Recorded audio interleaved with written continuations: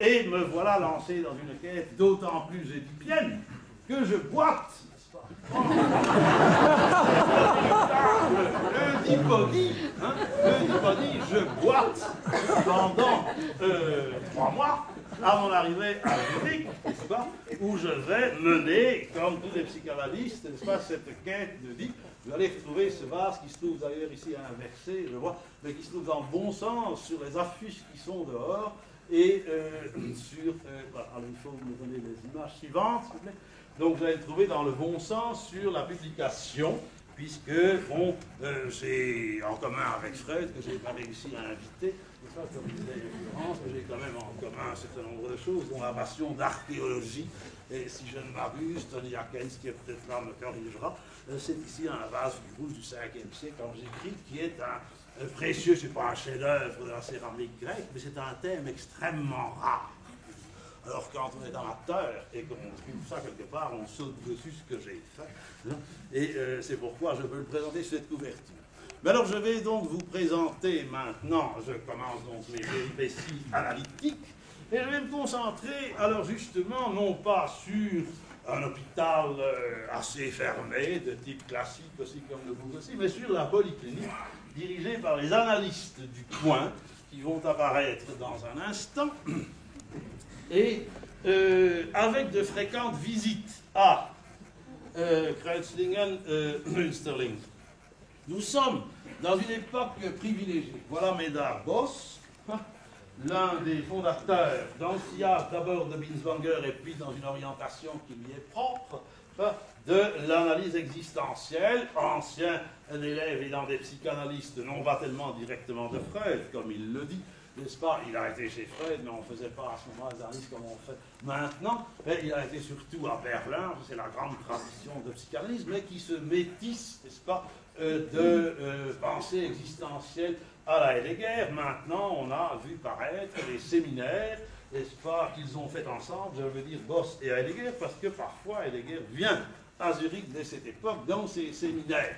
Mais le deuxième personnage, il est inversé, ça c'est Gustav Malli, qui est le compère de Boss avec lequel il forme une association dans laquelle je trouve encore aujourd'hui que l'un exauçait, n'est-ce pas, les pouvoirs de l'autre, deux personnages très différents, Boss beaucoup plus énergique.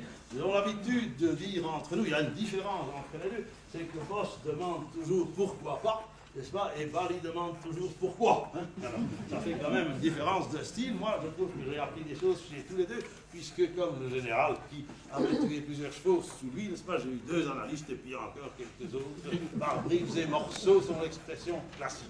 Pour évoquer l'atmosphère de cette époque, voici 2 ou 3 de mes condisciples. Benedetti, célèbre thérapeute de schizophrène, que j'ai invité à Louvain, il est ici à Woluwe. Là, et il est un peu notre chef de file parce qu'il a quelques années de plus. Il est sicilien, va faire sa carrière à Bâle.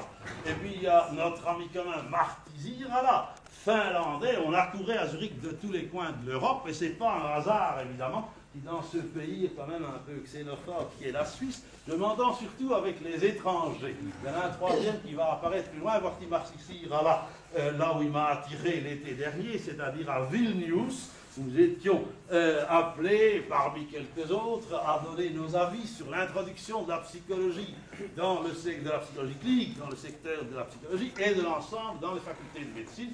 Tous ces gens-là en veulent maintenant et c'est un nouveau domaine d'expansion, n'est-ce pas, pour moi maintenant que je n'enseigne plus à Louvain, c'est de me préparer à aller à Varsovie et probablement aussi dans les pays baltes. Voici encore Benedetti et je passe. Qu'est-ce que c'est que cette histoire? C'est Maldiné Émule de Lorenz, au bord du lac de Constance. Qu'est-ce qu'il vient faire là? Eh bien, Maldiné, qui a marqué mon parcours, me rejoint à Zurich. Pourquoi? Eh bien, pour voir Binswanger. Voici la rencontre inaugurale de Henri Maldiné et Ludwig Binswanger, qui est devenu capital pour Maldiné lui-même, puisqu'il a, tout comme de Wallens, n'est-ce pas, viré en quelque sorte à la psychiatrie liée à l'anthropologie philosophique, et il tient à voir Binswanger qui va devenir le personnage central de son œuvre, avec un autre qui va apparaître bientôt dans quelques minutes. Voilà le dialogue Malvinet-Binswanger. Binswanger le reprend. Vous voyez, Malvinet encore très jeune. Nous sommes en 52-53, mon premier séjour à Zurich. Et ce sont les jardins de la clinique Bellevue, n'est-ce pas, l'atelier de reliure, etc. Voilà alors Malvinet, la rencontre de Kuhn. Alors ça, c'est un dialogue. Je fais aussi se rencontrer les gens, n'est-ce pas? Je les rencontre, pas seulement je les fais se rencontrer. Le dialogue Malvinet-Kuhn se poursuit. Ils ont maintenant tous les deux plus de 80 ans, mais ils sont encore en pleine verdeur. Vous avez vu Kuhn tout à l'heure. Je considère encore aujourd'hui, quand j'ai un cas difficile qui est au téléphone de Kuhn, que j'obtiens les meilleurs conseils. Quant à Malvinet, ben, il vient de sortir 3 bouquins. Au-delà de 80 ans, si on en est là, ça sera bien. Voilà les 3 hommes ensemble. Et voilà cette clinique Bellevue, n'est-ce pas, qui est un lieu de rencontre exceptionnel, comme on va encore le voir dans la suite. Voilà un autre personnage capital, Georges Tinès reconnaît, Erwin Strauss. Erwin Strauss qui apparaît là, comme beaucoup d'autres. Et j'ai l'extraordinaire chance de pouvoir participer à ces rencontres de tous ces grands hommes. Là, voilà Erwin Strauss avec Binswanger. Erwin Strauss qui est aux États-Unis, je n'ai pas été visité dans mon tour d'Europe, par conséquent, mais qui finira par revenir en Europe aussi. Voilà de nouveau les 3 mêmes compères. Alors tout ça fait un ensemble, parce qu'Erwin Strauss va devenir capital pour Malvinet, qui ne l'a pas rencontré. Là, j'ai pas réussi à les faire se rencontrer, mais ils se sont rencontrés dans les écrits, et au fond, Malvinet est le véritable continuateur de la pensée de Strauss, du côté de l'esthétique, on y reviendra. Ceci est autre chose, c'est mon entrée très rapide dans le monde de ce qu'on appelle les grands congrès. Je suis sur la terrasse de la Villa de Medarbos. Il s'agit du congrès de psychothérapie de 1954, où je suis donc encore fort jeune, mais en me disant que j'allais, si on me le demandait, apporter sur Freud, dont je suis déjà réputé un peu un connaisseur spécial, n'est-ce pas, on me demande de faire la partie freudienne des rapports à ce grand congrès international, n'est-ce pas, et je le fais, c'était le congrès sur le transfert qui devient en même temps à peu près le thème de ma thèse. Je suis avec le professeur Sarro de Barcelone, un ancien élève direct de Freud, et je introduis ceci seulement en fonction de l'image suivante, parce qu'on va voir apparaître des personnages plus importants, tout à fait en haut.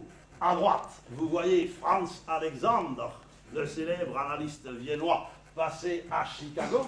Un peu plus à gauche, vous avez Kurt Goldstein, qui est un de mes autres hommes de référence, et je parle à ce congrès dans la même séance que Sarro et Goldstein. Mais alors, vous me voyez là en conversation, n'est-ce pas, un peu plus bas à droite, il y a aussi une flèche, mais je ne parle pas, machin, enfin, vous m'apercevez là en conversation avec qui? Eh bien, en conversation avec un personnage qui va prendre de plus en plus d'importance, Jacques Lacan. Je suis avec Jacques Lacan, dans ce petit groupe debout, Sarro est de dos, je suis à l'extrême droite, et Lacan fait le monument, je ne sais plus qui est à sa gauche, mais en contrebas à gauche, vous voyez ma femme, n'est-ce pas, dans son état que quelqu'un qualifiait un jour de la manière la plus poétique dans son état de gracious silence, par lequel elle m'accompagne. C'est une formule de Shakespeare qui est due à Dominique Arban, dont certains se souviendront des conférences que j'ai invité à faire sur Dostoïevski.